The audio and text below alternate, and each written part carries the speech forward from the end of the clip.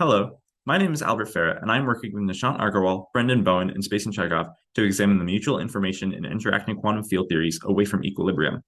This is a step towards constructing an effective field theory of cosmological inflation and understanding the interaction between quantum mechanics and gravity in the early universe. Today, the universe is characterized by a fairly flat or Minkowski spacetime, in which systems time evolved trivially.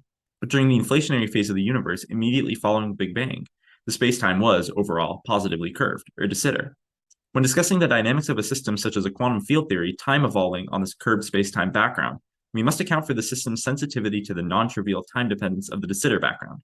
In the case of a quantum field theory, which can be thought of as an infinite collection of harmonic oscillators oscillating with different frequencies or energies, this time dependence displaces the lowest energy oscillation of the QFD.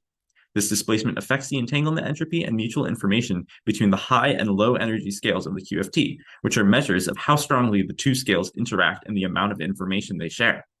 The time evolution of a scalar quantum field theory looks like that of a simple harmonic oscillator, with a kinetic and potential term, plus the interaction term for the interacting energy scales. These dynamics are affected by the curvature of the spacetime background, described by G mu nu.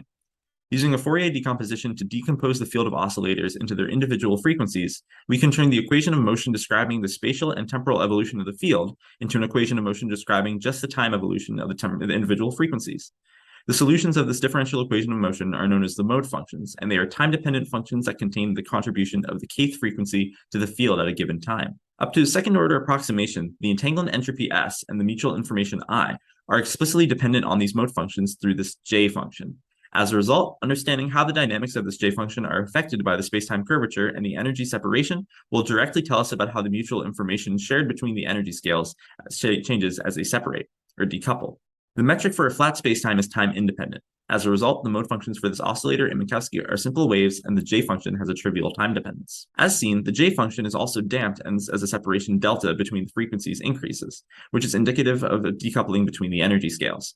These results show that the mutual information also oscillates between an upper bound and zero, indicating that at some time/energy combinations, the mutual information between the single modes vanishes entirely. In a positively curved spacetime like de Sitter, where the metric has a non-trivial time dependence, the mode functions describing the time evolution of the kth frequency reflect this non-triviality. Instead of simple waves, the mode functions are Hankel functions, which have more subtle features and implications for the dynamics of the J function. Our immediate next steps are to examine the dynamics of the J function in one-dimensional and three-dimensional de Sitter spacetimes. How does it look in the late time? What about when the entangled frequencies are very far apart in energy? What would these results mean for an effective field theory of inflation and its corresponding observables? We plan to present these results at the upcoming 2023 APS April meeting. Thank you.